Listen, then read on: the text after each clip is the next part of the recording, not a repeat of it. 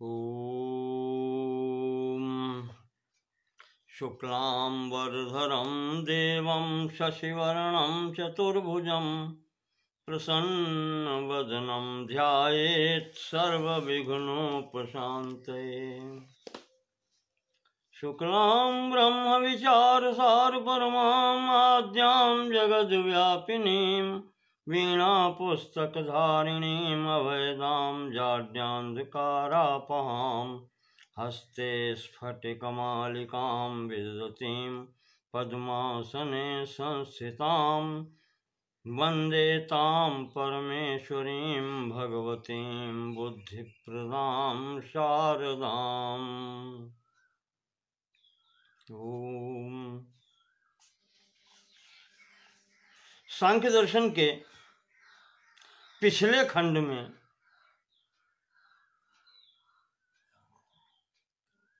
हमने आपको बताया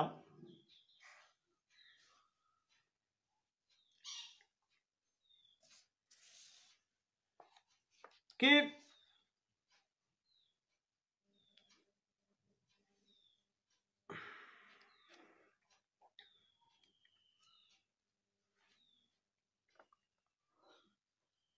बुद्ध के जो 8 भाव हैं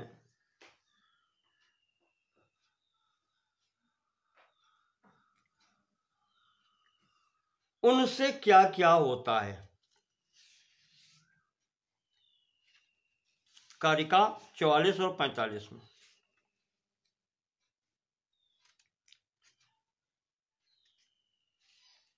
आगे की कारिका में अब ये निर्णय करना है कि जो कैवल्य के इच्छुक हैं, जो मोक्ष चाहते हैं,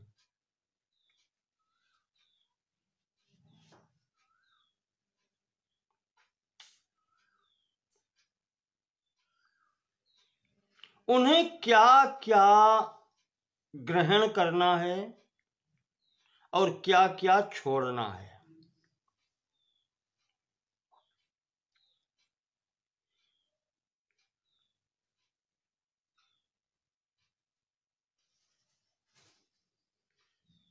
तो छोड़ना और पकड़ना तभी हो सकता है जब उनके बारे में भी ज्ञान हो। तो ऐसी स्थिति में अब कारिका 46वीं जो है वो ये कहती है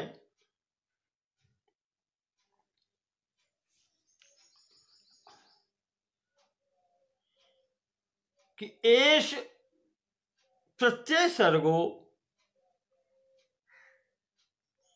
विपर्यया शक्ति तुष्टि सिद्धाख्यः गुण वैषम्य विमर्दात् तस्य च भेदास्तु 50।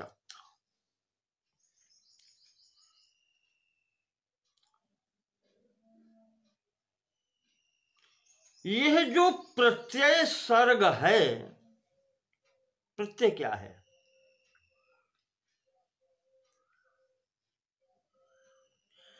प्रतीयते अनेन इति प्रत्ययः।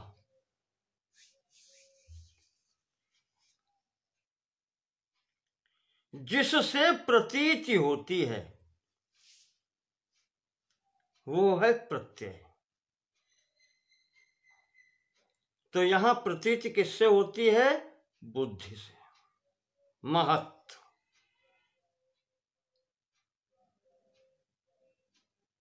तो इस विग्रह के अनुसार प्रत्यय का अर्थ है बुद्धि। एष प्रत्यय सर्गो एषः बुद्धि सर्गः।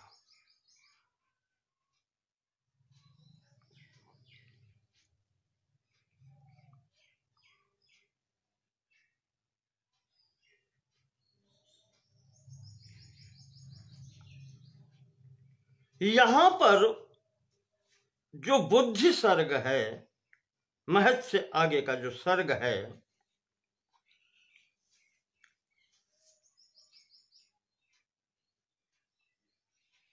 ये सब बुद्धि से ही उत्पन्न है, क्योंकि बुद्धि से अहंकार, अहंकार से मन, और इंद्रियां, पंच तन्मात्राएं, ये सब यहीं से आगे है।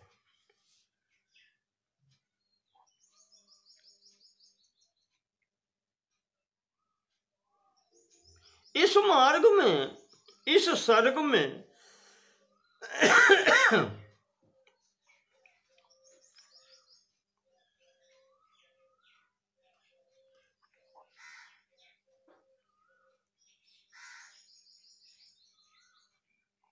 चार प्रकार से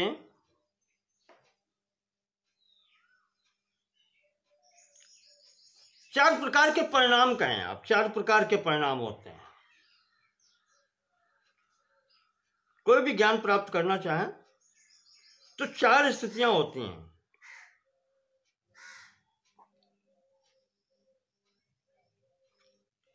विपर्यय,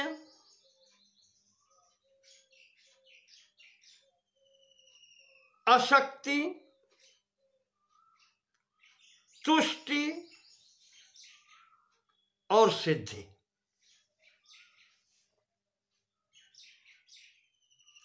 ये बुद्धि के परिणाम हैं, या यूं कहें कि ये चार प्रकार के ही बुद्धि सर्ग हैं।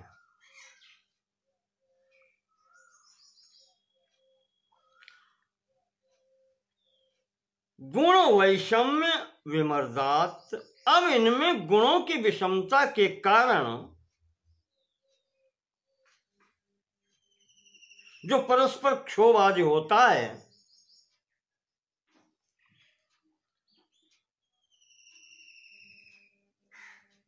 तस्य तु 50 भेदा, इसके 50 भेद हो जाते हैं गुणों की विषमता के कारण।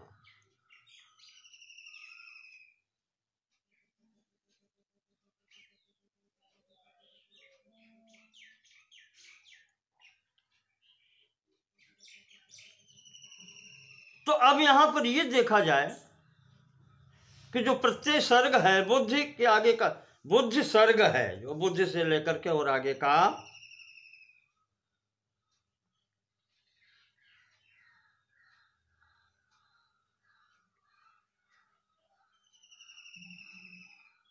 ये क्या है। सबसे पहले इन्होंने आया परिणामी में बताया है विपर्यय।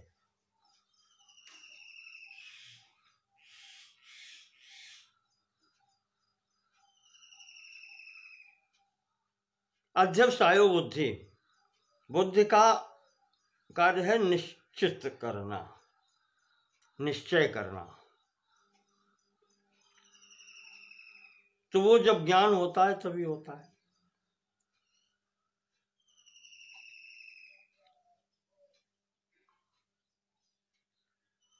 तो यहां पर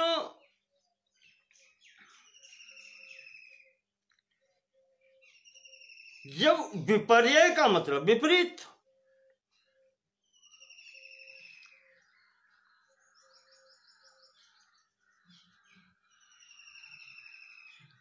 सांख्य सूत्र जी नहीं, हाँ, पतंजलि के योग सूत्र में आया है विपर्यय क्या है।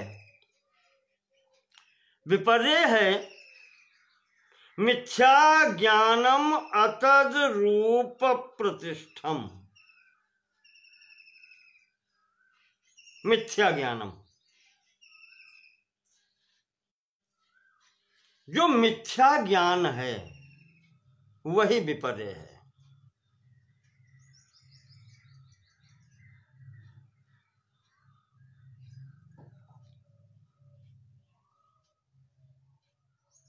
या संशय युक्त ज्ञान आप कह लें उसको। जब तक संशय युक्त ज्ञान है तब तक वो मिथ्या ज्ञान ही है।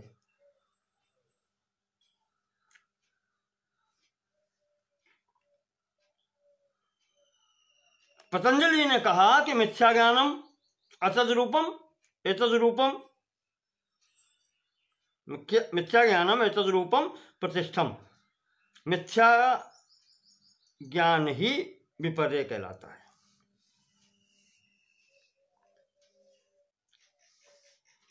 गौड़पाद जी कहते हैं कि संशय ज्ञान ही विपर्य है, जब तक संशय बना रहे।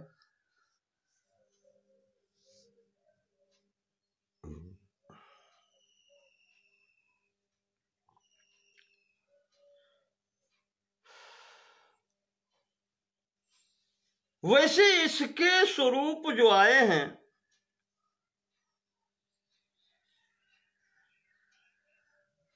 योग सूत्र में ही संभवतः आए हैं, वेदांत में आए हैं। योग सूत्रों से तो ये इशारा मिला है, और वेदांत में आए हैं। अविद्या, अस्मिता, राग, द्वेष, अभिनिवेश, ये 5 प्रकार के विपर्य हैं। अविद्या, अस्मिता, राग, द्वेष, अभिनिवेश।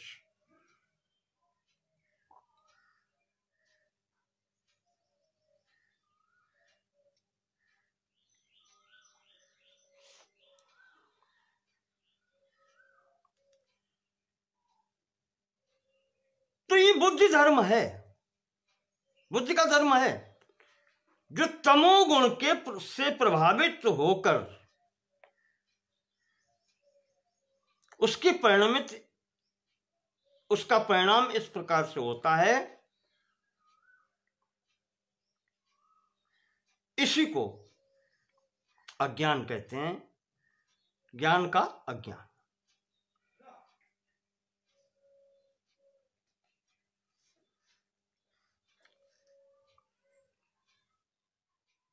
तो विपर्य की बात ये हुई कि अज्ञान कह लें उसको, या संशय ज्ञान कह लें।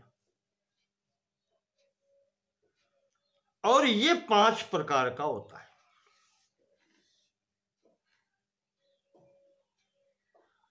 उसके बाद में आया विपर्य अशक्ति।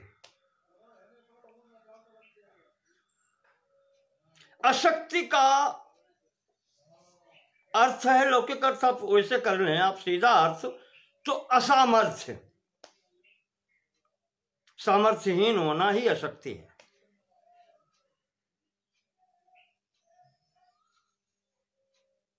और ये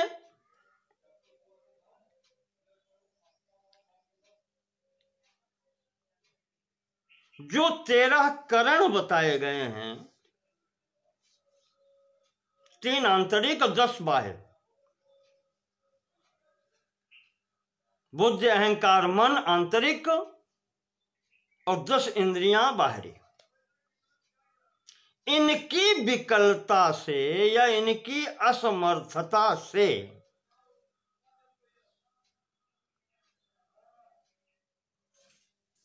जो उत्पन्न होती है वो कहलाती है अशक्ति।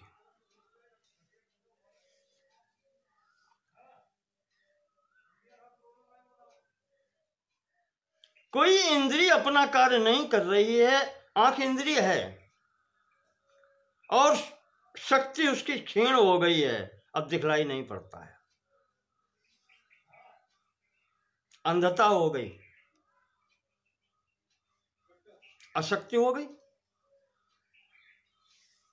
तो इससे ज्ञान नहीं मिल सकेगा।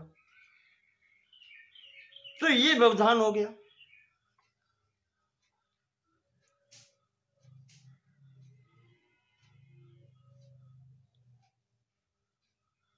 इसी प्रकार के से प्रत्येक के लिए है।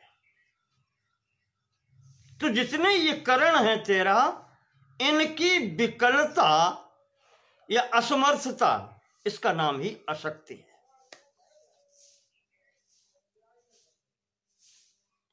उसके बाद में आती है तुष्टि।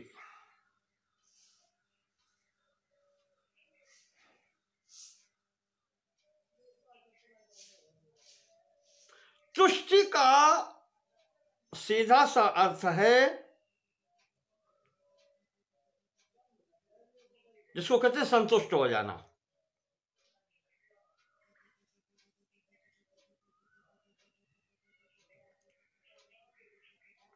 हम जानते हैं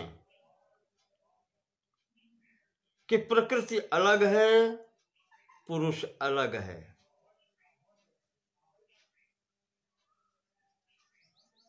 और फिर भी हमारी इस ज्ञान की प्राप्ति में प्रवृत्ति न हो,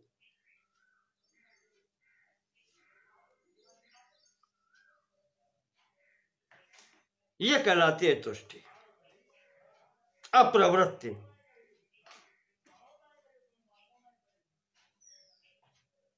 ये कब होती? कोई वस्तु है और जैसे मैं सोच लूं ये मेरे कोई काम की नहीं है, भले ही कितने काम की हो, तुष्टि हो गई। अब मुझे उसकी आवश्यकता नहीं है, छोड़ दिया, ये है तुष्टि।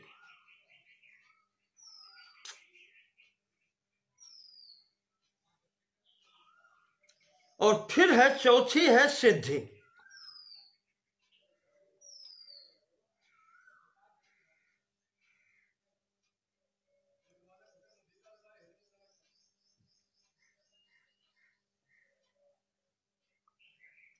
सिद्धि का अर्थ है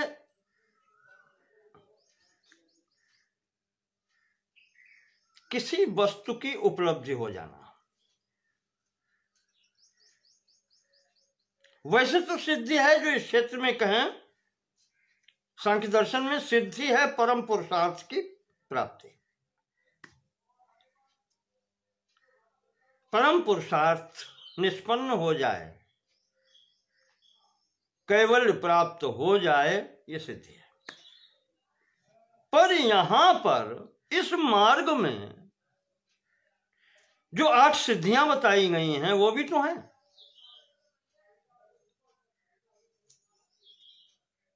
9 तुष्टियां पीछे के उसमें तुष्टि 9 प्रकार की बताई गई और सिद्धियां 8 प्रकार की कही गई हैं। ये परम पुरुषार्थ की निष्पन्नता में बाधा करती हैं, चाहे तुष्टियां हो चाहे सिद्धियां हो।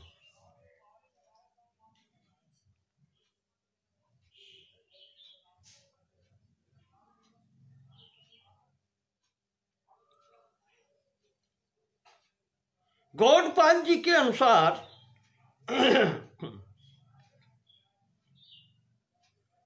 संशय ज्ञान ही विपर्य है।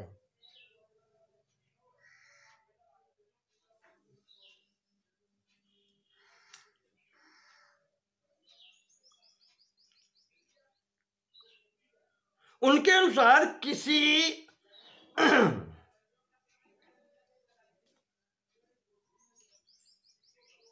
भी वस्तु को अच्छी प्रकार से जान कर भी उसको प्राप्त न कर सकना, ये अशक्ति है। जान करके प्राप्त करना चाहें और फिर भी प्राप्त न कर सकें, ये अशक्ति है।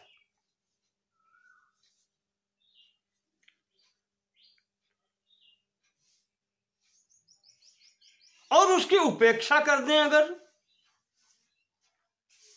ये सोच लें कि ये मेरे मतलब का नहीं है, ये मेरे किसी कार्य का नहीं है, ये सोच करके उसे प्राप्त करने की चेष्टा ही न करें, ये तुष्टि है कि हमें आवश्यकता नहीं।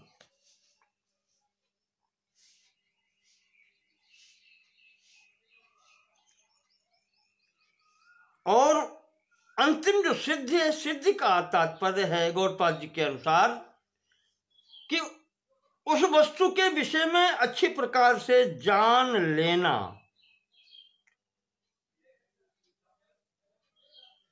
यथार्थ रूप में उसको जान लेना, उपलब्ध कर लेना ही सिद्धि है। तो इस प्रकार से गुण वैषम्य विमर्दात, ये सब गुणों की विषमता के कारण ही होता है। तस्य च भेदास्तु 50, उसके 50 भेद बताए गए। कौन कौन से? अभी आप मैंने इशारा किया कि विपर्यय 5 प्रकार का,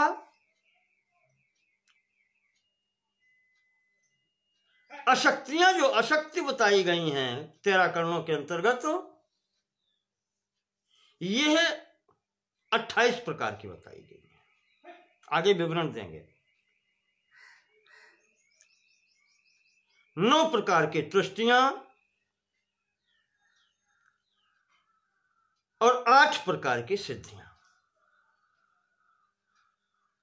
इस प्रकार से कुल मिलाकर के यह 50 भेद होते हैं।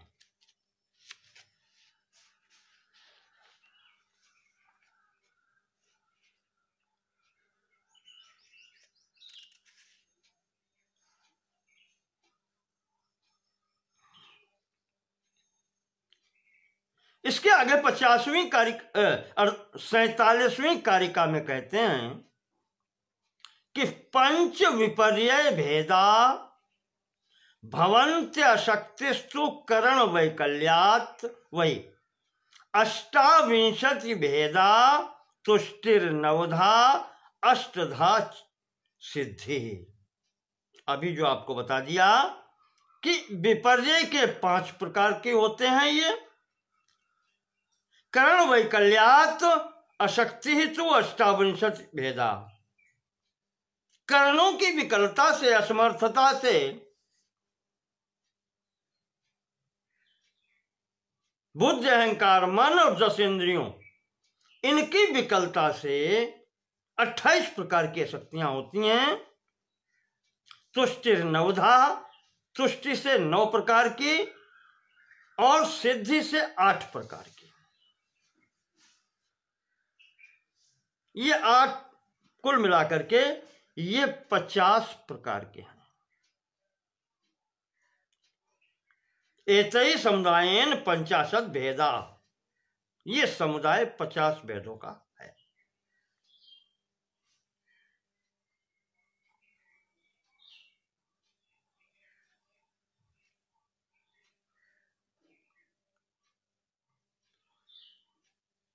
अब आगे 48वीं कारिका कहती है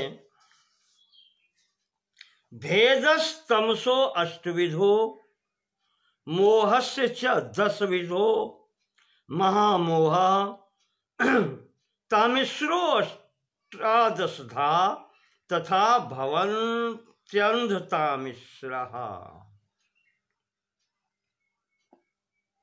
मैंने जो आपको विपर्यय 5 प्रकार के बताए थे अभी,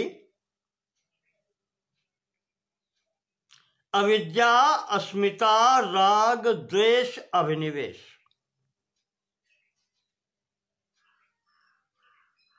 इनके 5 के अन्य नाम भी हैं और वो हैं तम, मोह, महामोह, तामिश्र और अंधतामिश्र।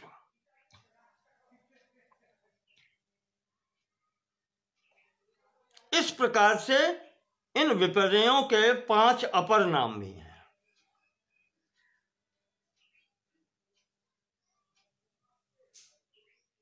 अविद्या को ही तम कहते हैं, अस्मिता को मोह कहते हैं, राग को महामोह कहते हैं, द्वेष को तामिश्र कहते हैं और अभिनिवेश को अंधतामिश्र कहते हैं।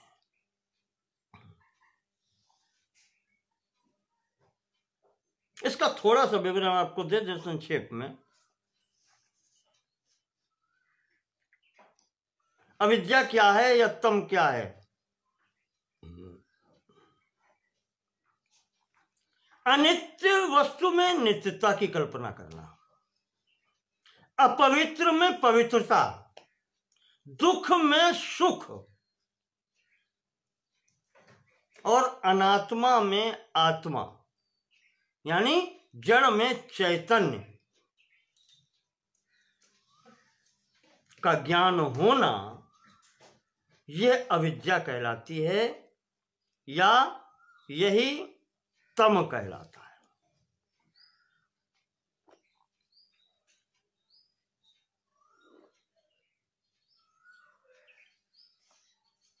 अस्मिता, अविद्या के बाद में अस्मिता जो विपर्य है, अस्मिता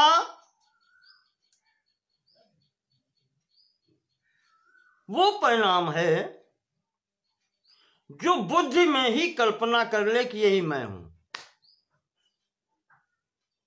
वहां से ही।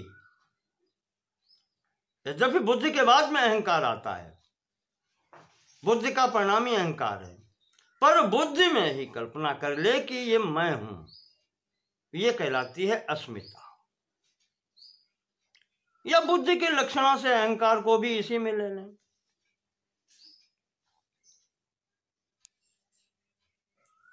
तो अविद्या हो गई, अस्मिता हो गई, अस्मिता को ही कहते हैं मोह।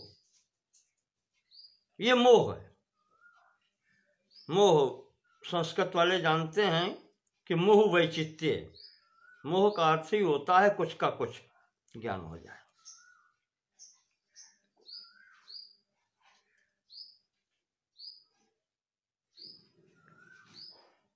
यही मोह कहलाता है। तीसरा है राग, या यहां पर महामोह कहा गया है। सुख की इच्छा,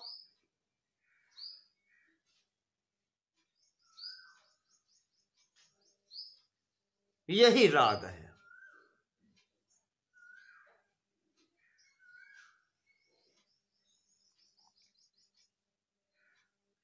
और यही यहां पर महामोह कहा गया है। ये महामोह है, सुख की इच्छा।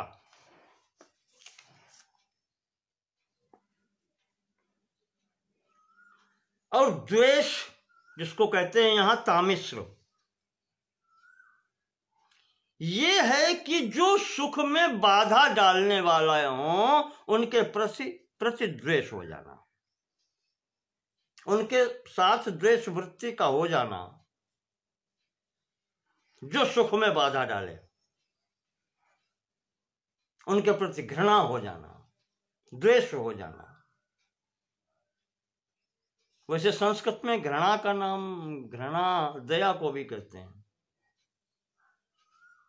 पर हमें लौकिक भाषा के अनुसार कह सकते हैं। लेकिन चलो छोड़ो, आप घृणा न करके, संस्कृत का ये पुस्तक है तो आप इसमें द्वेष भाव ही रखिए कि सुख साधन की में जो बाधा डाले उसके प्रति द्वेष हो जाना, ये द्वेष के अंतर्गत आता है। और यही तामिश्र कहा जाता है। और अंतिम है अभिनिवेश।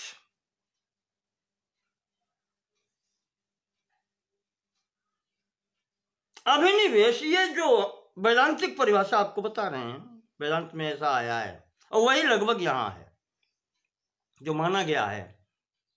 अंधतामिश्र जो अंतिम है, वेदांत की भाषा में इसको कहा गया है अभिनिवेश। अभिनिवेश का तात्पर्य यह है कि प्राणी के जीवन में जो सबसे बड़ा भय है वो है मृत्यु। इस भय की वृत्ति का नाम ही अभिनिवेश है। मृत्यु भय की वृत्ति जो है, मृत्यु से भय लगना, यही अभिनिवेश है।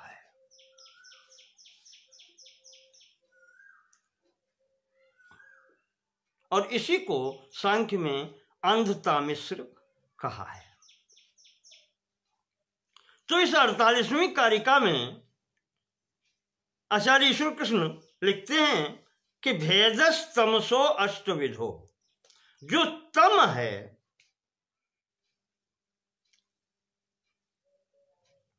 उसके 8 भेद हैं। मोह से च, मोह के भी इतने ही हैं। तम और मोह आठ आठ प्रकार के। 10 विधो महामोहा, और जो तीसरा है महामोह वो 10 प्रकार का है।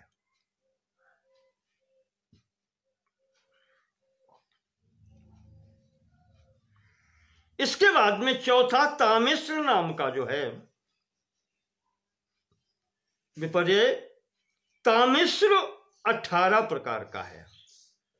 तामिश्रो अष्टादशधा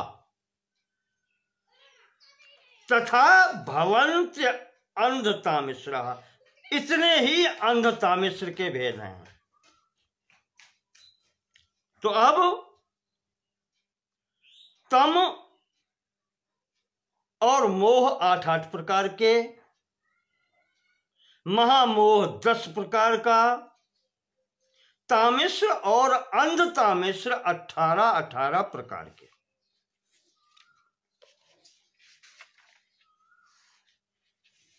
कुल मिलाकर के 8 और 8 16 और 10 26 और 18 44 और पुनः 18 62 प्रकार के ये हुए।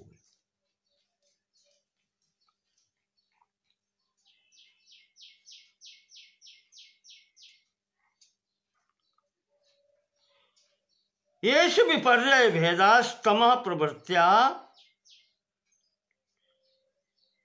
पंच प्रत्येकम विद्यमाना द्विषष्टि भेदा संवृत्ता इति।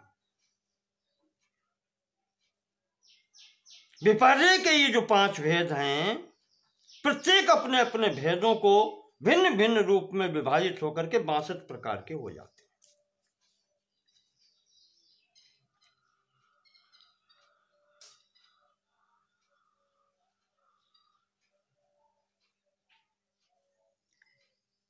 अब यहां पर जो इकट्ठे ग्रुप बना करके दे दिए हैं 5 प्रकार के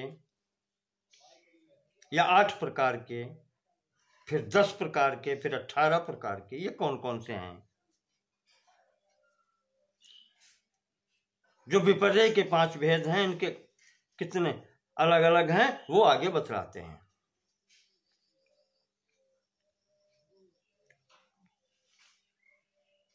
कारिका 49 कहती है, एकादशेन्द्रिय वधा सह बुद्धि वधै शक्तिरुद्दिष्टा।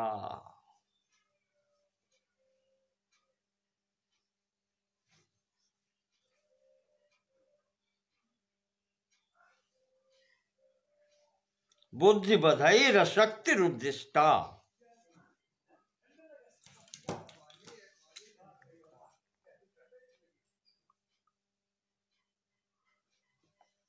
एकादशेन्द्रिय वधा,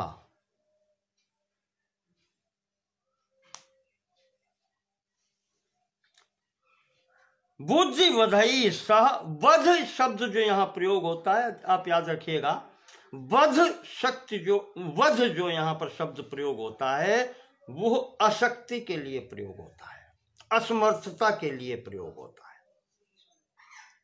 वध का अर्थ यहां पर किसी की हत्या नहीं, किसी की समाप्ति नहीं, अशक्ति या असमर्थता के लिए ये वध शब्द प्रयोग होता है।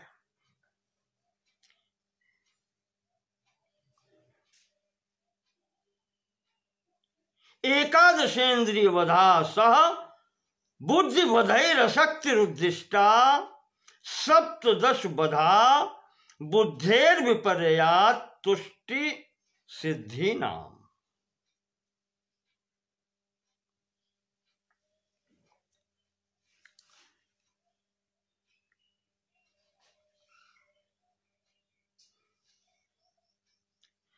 एकादशेन्द्रिय वधा, 11 इंद्रियों की असमर्थता,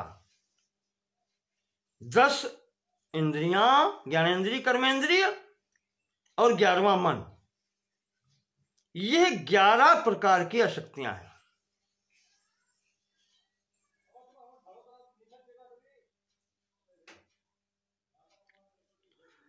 और उधर जो बुद्धि बधई रशक्ति रुद्धिष्टा, बुद्धि में अशक्ति कहां से आती है, बुद्धि का वध कैसे होता है, वो जो 9 तुष्टियां और 8 सिद्धियां विघ्न पैदा करती हैं, इससे बुद्धि में असमर्थता आती है।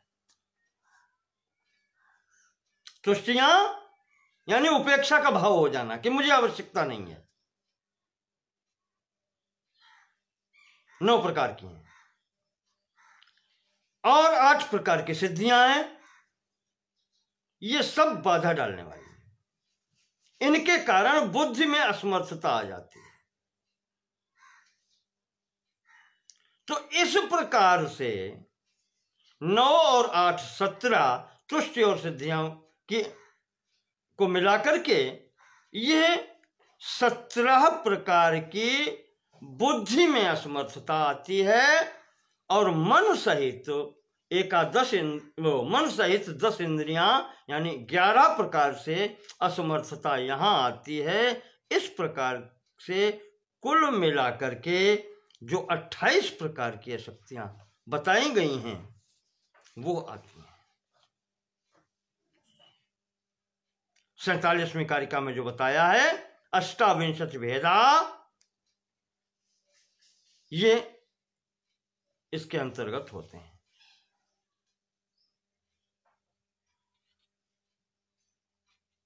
विपर्य के अंतर्गत आते हैं।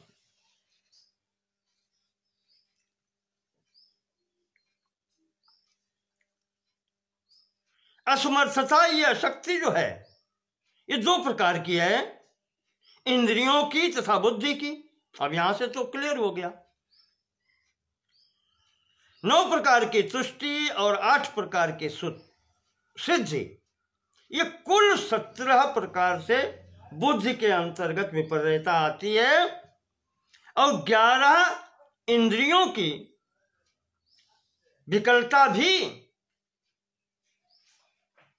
या अशक्ति भी ये बुद्धि तक होकर के पहुंचती है। तो इस प्रकार से यहां पर ये 28 प्रकार की स्थितियां हो जाती हैं।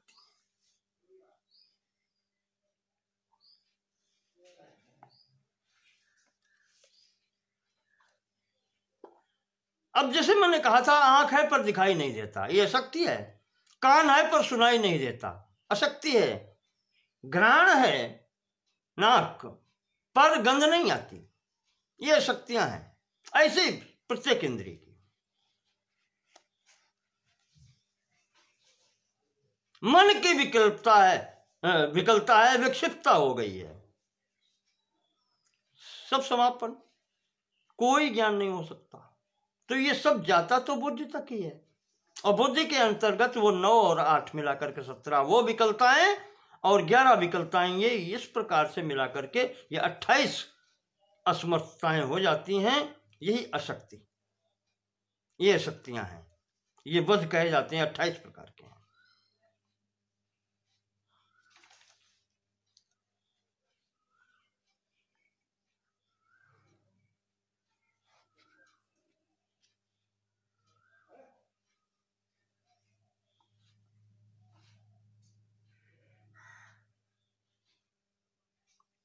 तो इस प्रकार से यहां पर अशक्तियों का और विपर्य का विवरण हो गया।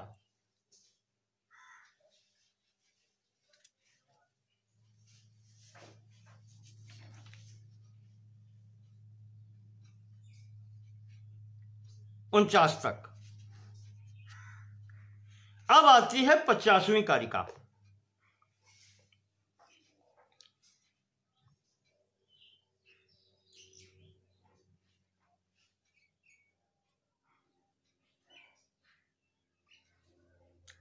क्या कहती है? आध्यात्मिक्यश्चतस्रः प्रकृति उपादान काल भाग्याख्याः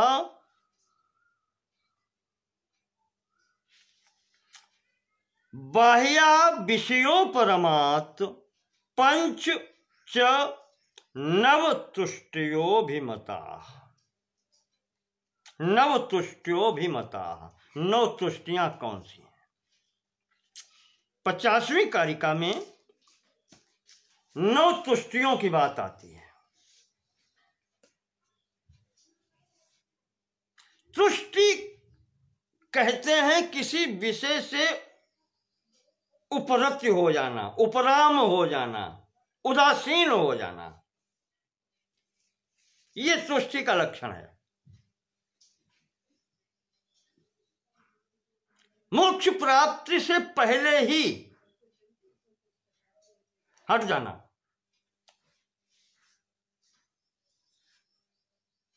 केवल प्राप्ति से पहले ही ये सोच लेना कि ये मेरे किसी काम का नहीं है, ये तुष्टि कहलाती है।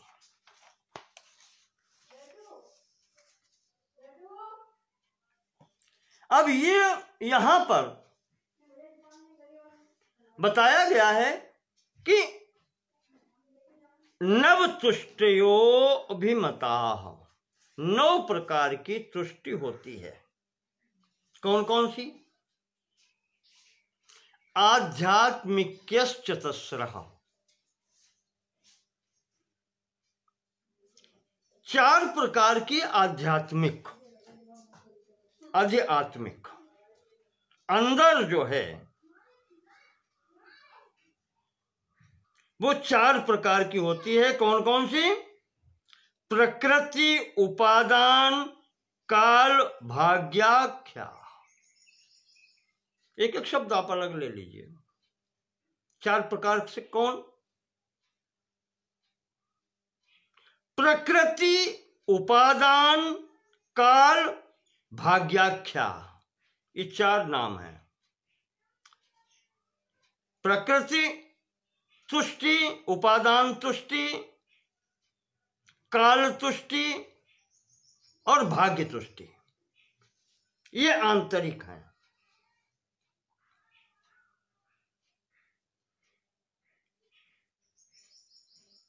आध्यात्मिक क्या विषयो परमात्म,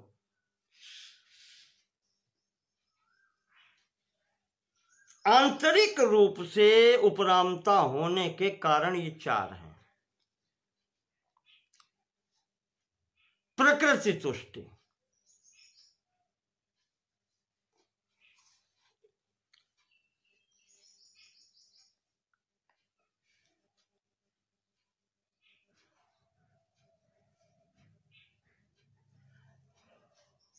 प्रकृति तुष्टि वो है,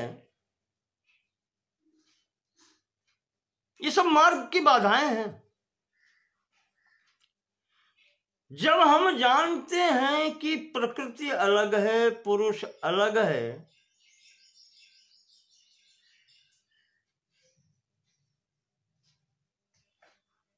और यह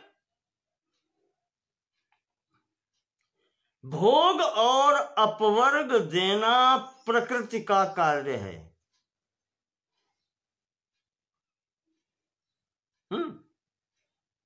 सांख्य दर्शन में प्रारंभ में आया है।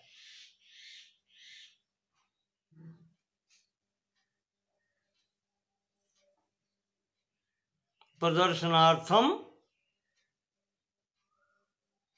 कैवल्यार्थम, ये प्रकृति के कार्य बताए गए हैं। अपना दर्शन कराना और पुरुष को कैवल्य दिलाने के लिए ये जो संपूर्ण भोग और अपवर्ग की सामग्री जो उपस्थित करती है वो करने वाली प्रकृति है।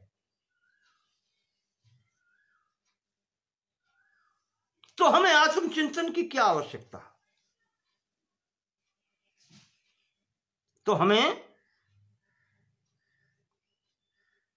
आत्मचिंतन की क्या आवश्यकता?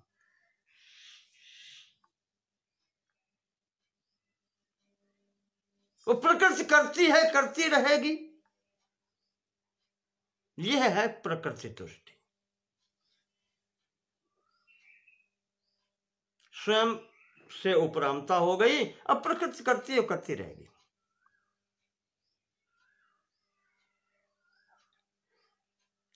तो हम सुन के क्या करें किसी की बात, हम चिंतन करके क्या करें किसी का। वो उसका कार्य है, वो करेगी। जैसे प्रकृति भोग उपलब्ध करा रही है, वैसे ही वो अपवर्ग भी, कैवल्य भी उपलब्ध करा देगी। तो मुझे क्या करने की आवश्यकता है? मैं तो निष्क्रिय, निर्विकार, निर्लेप हूं। ये तुष्टि है, प्रकृति तुष्टि कही जाती है। और ये बाधा है, स्पष्ट दिखाई पड़ रहा है। दूसरी है उपादान तुष्टि। बहुत अच्छा उदाहरण है उपादान तुष्टि। उपादान क्या होता है? बाहर से लाकर कुछ इकट्ठा कर देना।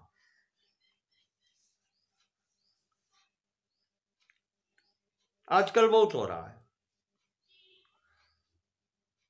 हमने संन्यास ले लिया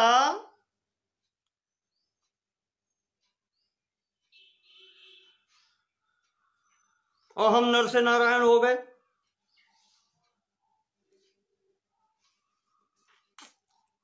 है ये तुष्टि नहीं, क्या है?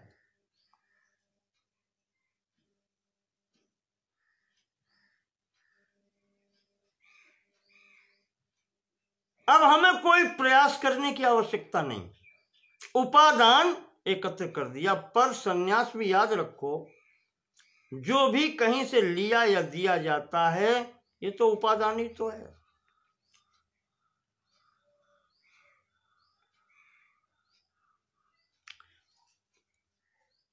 लेकिन अगर विचार करें तो क्या संन्यास कैवल्य देता है? नहीं साहब, संन्यास कैवल्य नहीं प्रदान करता है। जब संन्यास ग्रहण करेंगे, वहां पर निर्दिष्ट मार्ग पर चलेंगे, और जब परिपक्वता आएगी, वैराग्य आदि पुष्ट होंगे, तब विवेक होगा।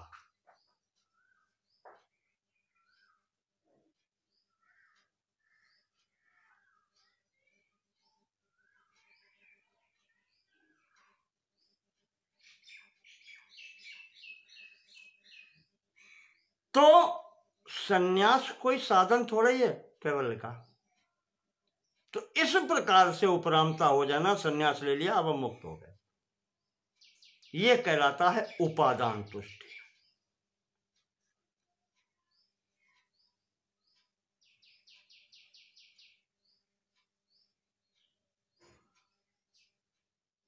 अब मुझे कैवल्य से क्या करना? हो गई तुष्टि। तो कहा यह भी बाधा है। तीसरा कहा काल तुष्टि।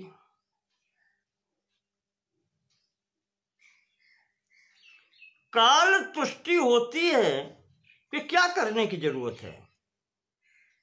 बहुत से लोगों से सुना है, आपको बताएं, व्यवहारिक चीजें हैं। बहुत अच्छे लोग तर्क देते हैं। कहा ये बताओ, जब प्रलय होती है तो ये सब प्राणी कहां जाते हैं? कहा ईश्वर ही तो अपने में समेट कर लय कर लेता है, और यही तो मुक्ति है।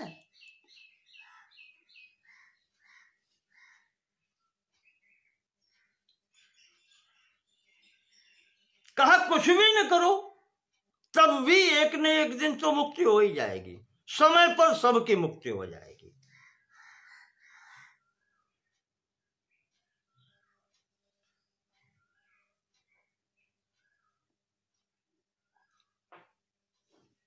तुम्हें कुछ करने की आवश्यकता ही नहीं है, समय पर अपने आप हो जाएगा। कहते हैं यही काल तुष्टि है। पड़े रहो आलसी बन के, एक दिन तो मुक्त हो ही जाएंगे। कुछ नहीं करना, ये काल तुष्टि है, समय का बर्बाद करना। और अंतिम है चौथी, जो आध्यात्मिक आंतरिक बताई गई हैं, भाग्य।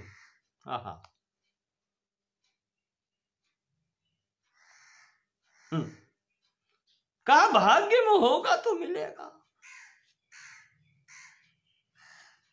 भाग्य में होगा तो मिलेगा। प्राप्तव्यमर्थम लभते मनुष्यो, भरतर्जी जी लिखते हैं, जो प्राप्तव्य है वो मनुष्य को प्राप्त ही होगा, ये भाग्यवादियों का मानना है। वो उसी के भरोसे बैठे रहते हैं, वो केवल मिलना होगा तो मिल जाएगा, भाग्य में होगा तो मिल जाएगा, कोई कार्य नहीं करते, निष्क्रिय बन जाते हैं, प्रयास नहीं करते।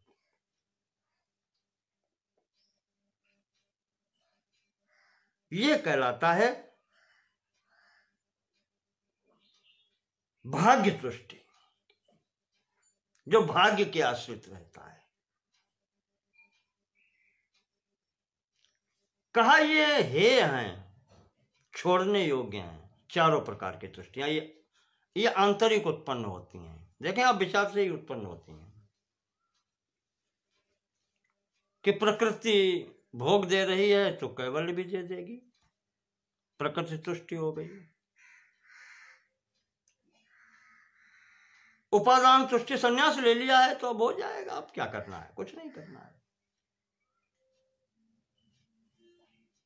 काल तुष्टि, समय पर सब हो जाएगा, सृष्टि लय होने पर जाता कहाँ है, मुक्त हो ही जाता है, काल तुष्टि हो गई।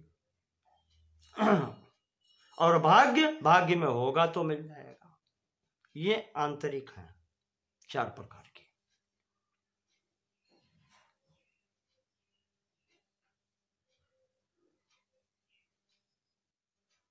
और बाह्या विषयों प्रमाद पंच, बाह्य विषयों से उपरामता हो जाना, ये पांच प्रकार की तुष्टि।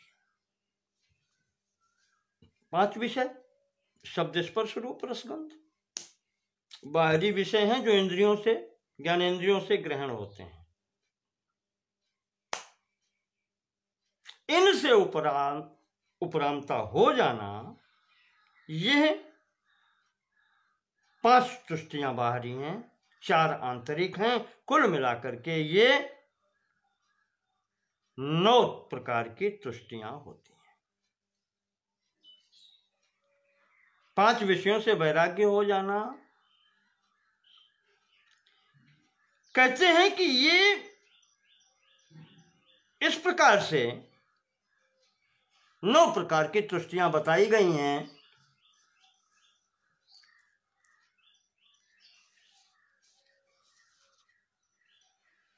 बाहरी तुष्टियों में कुछ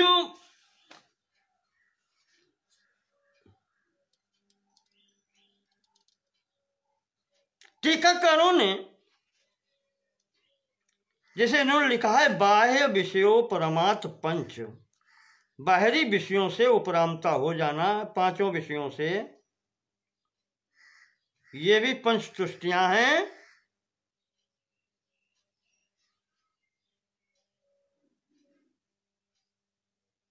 और कहते हैं इन पांचों विषयों से, वाह, गौड़पाद जी कहते हैं कि पांचों विषयों से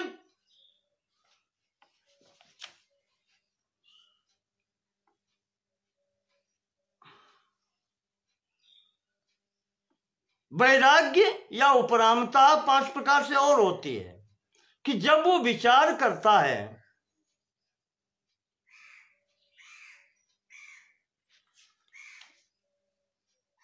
कि भोग प्राप्त करना अर्जन करने में भी दुख है। देखें आप, पांच चीजें हैं यहां भी। कारिका तो कह रही है कि बाह्या विषयों परमार्थ, बाहरी विषयों से उपरामता। तो एक तो यह है कि पांच विषयों की अलग अलग विषयों से उपरामता हो जाए, लेकिन एक ऐसा भी तरीका है जिससे पांचों विषयों से एक साथ हो जाता है। उसमें विचार करना यह है कि जैसे पहली बात आई कि भोगा नाम अर्जने दुखम, भोग प्राप्त करने के लिए भी दुख उठाना पड़ता है। इस कारण से अर्जन से वैराग्य हो जाए।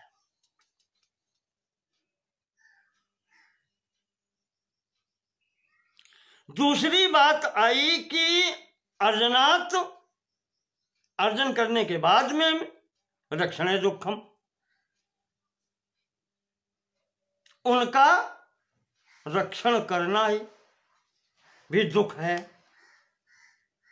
इस कारण से वैराग्य हो जाए।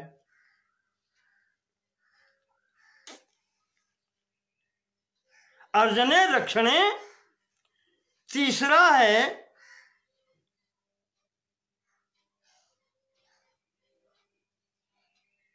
अगर भोग करते हैं तो क्षीण होंगे भोग। जैसे धन ले लीजिए आप, धन आपने अर्जन किया तो दुख, रक्षण में भी दुख, और अगर उसका भोग करेंगे, खर्च करेंगे, व्यय करेंगे तो वो क्षीण होगा, कम होगा। कहा इसको क्षीणता देखकर भी दुख। तीन तरीके हो गए।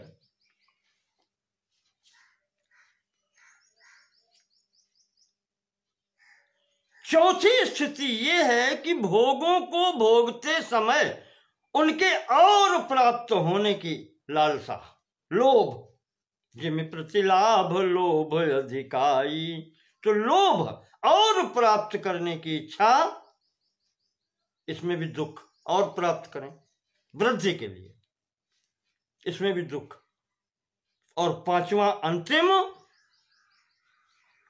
कि भोग संग्रह करना, भोग प्राप्त करना बिना किसी अन्य प्राणी को दुख दिए नहीं संभव है।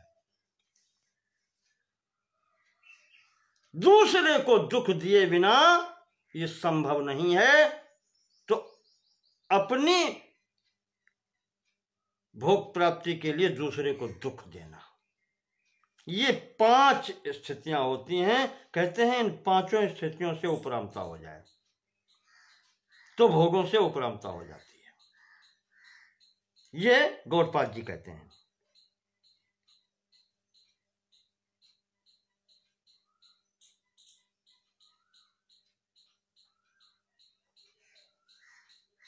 धन वृद्धि निमित्तम पशुपाल्य वाणिज्य प्रतिग्रह सेवा कार्या एतद अर्जनम दुखम। गौड़पाद जी कहते हैं कि जैसे धन की वृद्धि के लिए पशुपालन करना, वाणिज्य करना, दान लेना, किसी की सेवा करना, नौकरी करना, इसमें सब में दुख है, अर्जन में दुख है। अर्जिता नाम रक्षणे दुखम, जो अर्जित कर लिया है उसको संग्रह करके रखने में, उसकी रक्षा करने में भी दुख है। उपभोगात् क्षीयत इति क्षय दुखम, उपभोग करने से उसमें क्षीणता आएगी, वो कम होगा, ये क्षय दुख है। तथा विषयोपभोग संगे कृते नास्तेन्द्रियाणाम उपशम इति संग दोषा, और उपभोग अगर करेंगे, कामनाओं से कामनाएं बढ़ती हैं, इति संग दोषा, इस संग दोष की भोगों को भोग करने पर लोभ की वृद्धि होती है और प्राप्त हो, ये संग दोष है। तथा न अनुपहत्य भूतानि उपभोग इत्येष हिंसा दोषः एवं अर्जनादि दोष दर्शनात् पंच विषयोपरमात् पंच तुष्टया। भोग प्राप्त करने में दूसरे को कष्ट देना ही पड़ता है। ये सब देख करके, इस 5 प्रकार के दोष से, दोषों को देख करके जो उपरामता हो जाए विषयों से, यह 5 प्रकार की तुष्टियां हैं।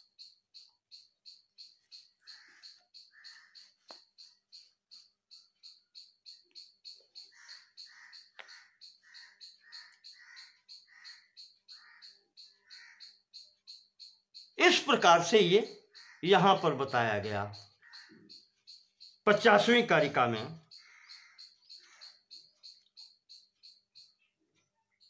तुष्टियों का वर्णन किया गया। 9 प्रकार की तुष्टियां बताई गई। ये मार्ग में बाधा है तो ये त्याज्य होनी चाहिए। यही असामर्थ्य देती हैं बुद्धि को, जो पहले कह चुके हैं 50 प्रकार के हो जाते हैं, उसी में ये सब आ रहे हैं। इसके बाद में 51वीं कारिका कह रही है, अब देखें आप, विपर्य, अशक्ति और तुष्टि इनका हो चुका है। आगे आता है सिद्धियां, अष्टधा सिद्धि, 8 प्रकार की सिद्धियां हैं।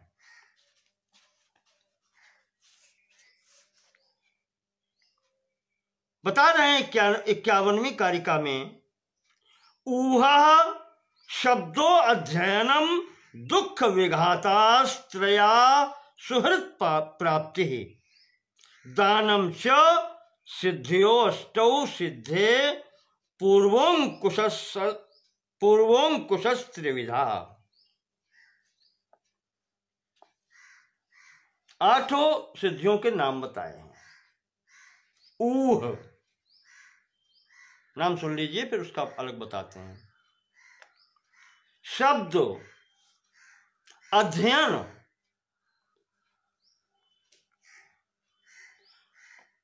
ऊहा शब्दों अध्ययनम, 3 तो ये हो गए, ऊह शब्द अध्ययन, और दुख विघातास्त्रया, आध्यात्मिक, आदि भौतिक और आदि दैविक 3 प्रकार के दुख।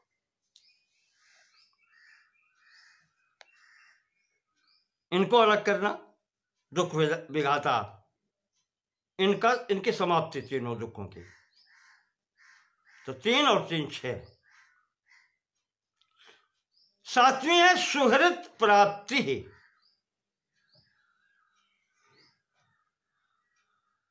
सुहृत की प्राप्ति हो जाना।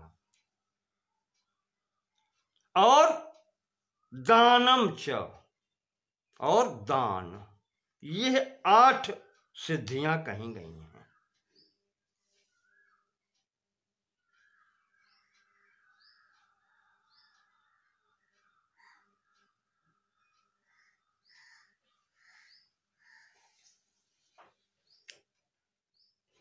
और अंत में कहते हैं पूर्वोंकुश त्रिविधा। इसके पूर्व में, सिद्धि के पूर्व में जो 3 बातें बताई हैं, विपर्य, अशक्ति और तुष्टि, यह अंकुश हैं 3 प्रकार के।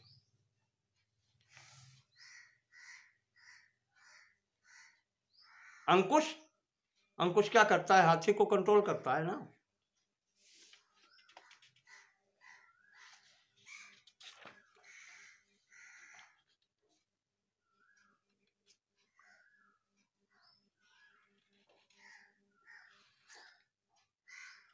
तो इस कारिका में यह बतलाया गया है कि ऊह शब्द अध्ययन,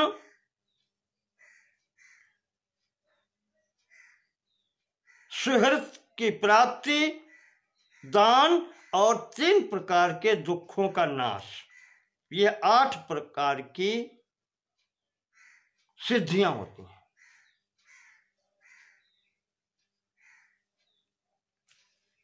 इसमें देखिए ऊह क्या है। ऊह कहते हैं तर्क को। ऊहापोह आपने शब्द सुना है, ऊहापोह में पड़ गए। ऊह में तर्क होते हैं, संकल्प विकल्प होते हैं।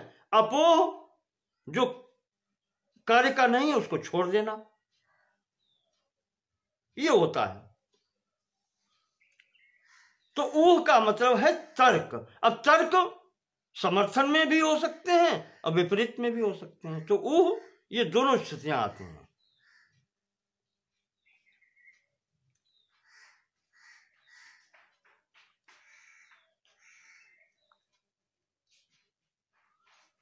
तर्क उसे कहते हैं, अपने यहां जो दर्शन शास्त्र में लिया गया है, कि जिससे अपने प्रयोजन की सिद्धि हो ऐसे तर्क करना, ऐसे विषय की परीक्षा करना, उसमें जो कहना चाहिए कि ये परीक्षा करना ही यही तर्क है। और वो ऐसे हों जो अपने आगम से या अपनी दिशा से भटकाने वाले ना हो।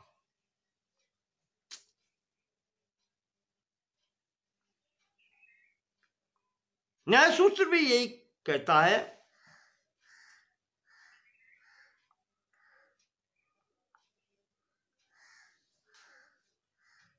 कि तर्क ऐसे हों जिसमें प्रयोजन की सिद्धि हो, भटकाने वाले ना हो।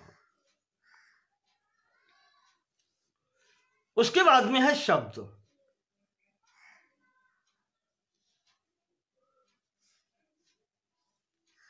शब्द तो आवश्यक है ही, हर जगह आवश्यक है, पर शब्द भी ऐसे हों जिनका अर्थ भी स्पष्ट हो, भ्रम में डालने वाला न हो।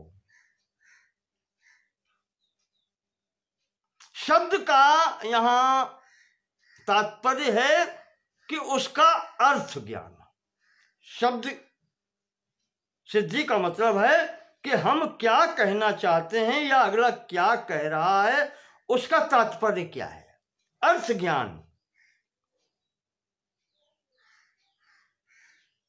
और यही अगर शब्दों से अर्थ ज्ञान होता है तो उससे अज्ञान का निवारण होता है, क्योंकि यही साधन है। और जब अज्ञान का निवारण होता है तब वो विवेक ख्याति होती है। विवेक होता है, ज्ञान होता है।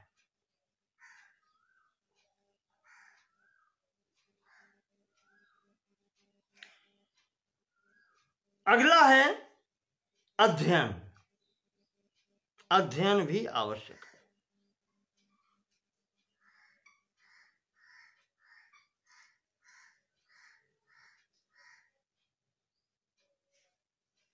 और अध्ययन महत्ता रखता है, अपना महत्वपूर्ण स्थान रखता है। कब? जब गुरुमुख से प्राप्त हो, गुरुमुख से, यथा विधि दीक्षा इच्छा लेकर के,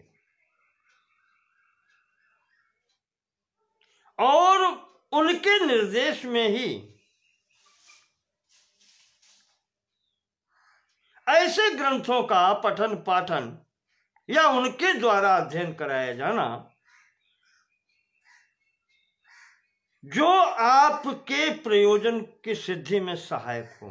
कैवल्यार्थम प्रवृत्तेश्च, कैवल्य प्राप्त करने में सहायक हो, यह अध्ययन कहलाता है।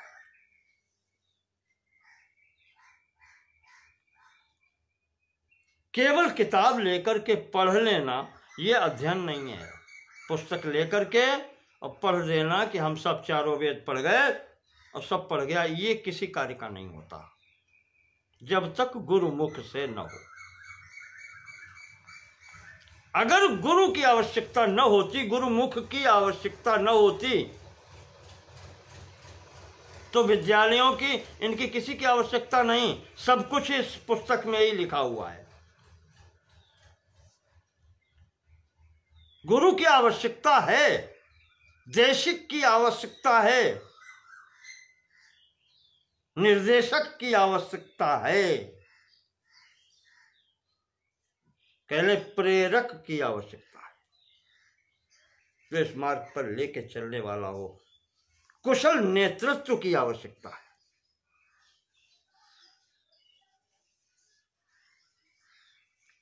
तो अध्ययन का तात्पर्य ये होता है। अगला आता है सुहृत प्राप्ति। सुहृत का अर्थ क्या है? जो आपका भला चाहे, सीधी भाषा में आप समझो। सुहृत का तात्पर्य ये है कि जो आपका भला चाहता है।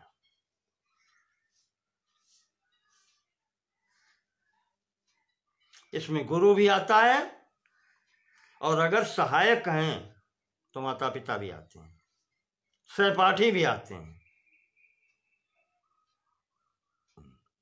इनका अनुकूल प्राप्त हो जाना, मार्ग के कैवल्य प्राप्ति के सहायक के रूप में प्राप्त हो जाना, ये भी बहुत बड़ी चीज है।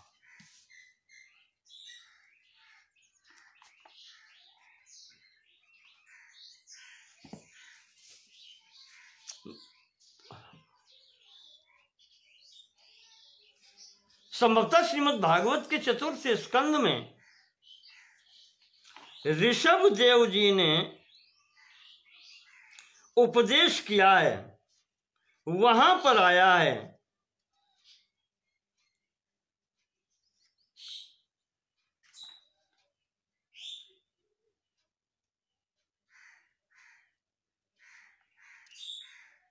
माता न सस्यात् पिता न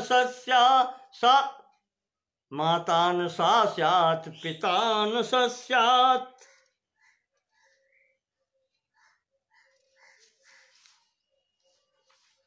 नहीं आ रहा, देखता हूं। कहा वो माता माता नहीं है, वो पिता पिता नहीं है जो अपनी संतान का कल्याण न कर दे। गुरु वो गुरु नहीं है, मित्र वो मित्र नहीं है जो अपने आश्रित का कल्याण न कर दे।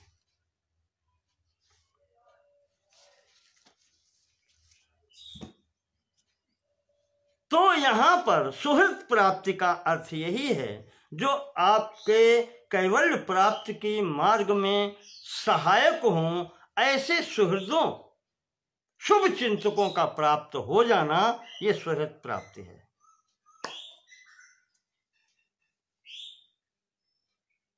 यह सुहृद प्राप्ति रूपी सिद्धि है।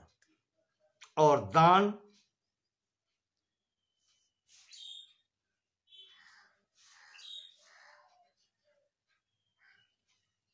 दान जो है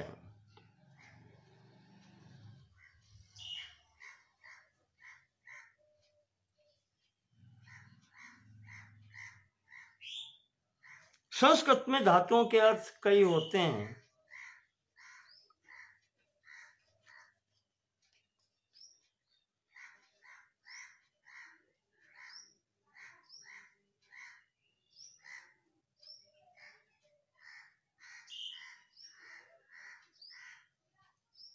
दानम यथा, गौड़पाद जी लिखते हैं, कश्चिद भगवताम प्रत्याशयो सदि त्रिदंड कुंडिकादीनाम ग्रासाच्छादनादीनाम च दानेनोपकृत्य तेभ्यो ज्ञानम वाप्य मोक्षम याति एषाष्टमी सिद्धि।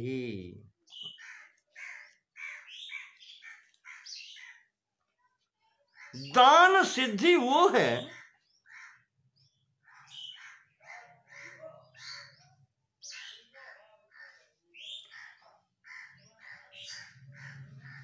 जो विवेक के रूप में, ज्ञान के रूप में प्राप्त हो।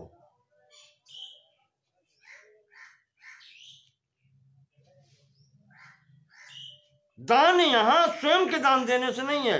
मैं अगर कैवल्यार्थी हूं, मोक्षार्थी हूं, मुमुक्षु हूं, तो उसमें सहायक जो सुहृद प्राप्त हो जाते हैं, वहां से या कहीं से भी जो ज्ञान आवश्यक प्राप्त हो जाए, वो ज्ञान का दान जो प्राप्त हो जाए, वही दान सिद्धि है।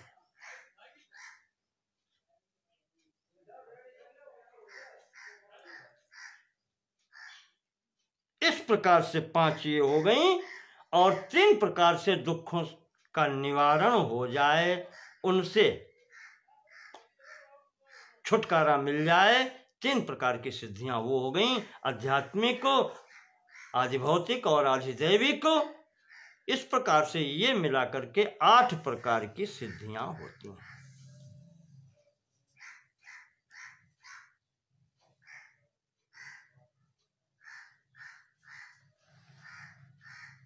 दान के संबंध में जैसे गीता जी में भी कहा गया है,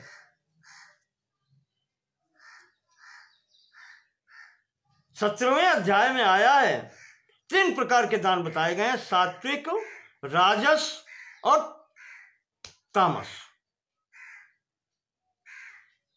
तो यहां विशेषता है सात्विक की, ये सिद्धि के अंतर्गत आता है। दातव्यमिति यद्दानम दीयते अनुपकारिणे देशे काले च पात्रे च तद्दानम सात्विकम स्मृतम। ये बताया गया है सात्विक दान का, और उसी का यहां पर भाव लेंगे जो देश काल और पात्र के अनुसार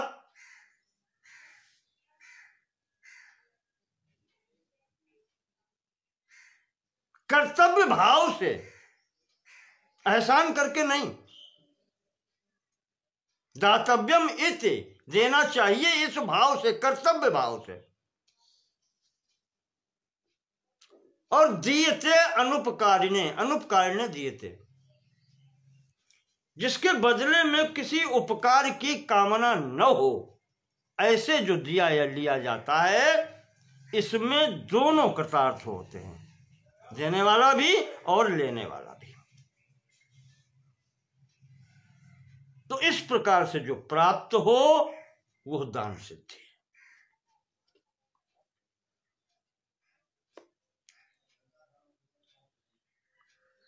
तो यहां पर सिद्धियों का वर्णन किया गया, 8 प्रकार की जो सिद्धियां हैं उनका वर्णन किया गया है।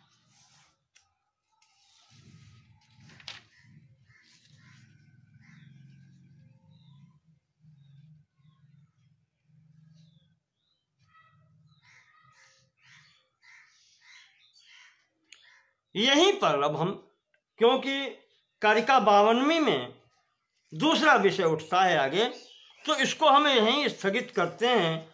जो वहां पर बताया गया था, प्रसंग जहां से शुरू किया, प्रारंभ किया है, वहां पर विपर्य, अशक्ति, तुष्टि और सिद्धि, ये 4 प्रकार की जो बातें आई थी बुद्धि के परिणामी के रूप में, उनके विषय में ये पूर्ण विवरण यहां तक होता है। शेष बात फिर अगले खंड में होगी। धन्यवाद।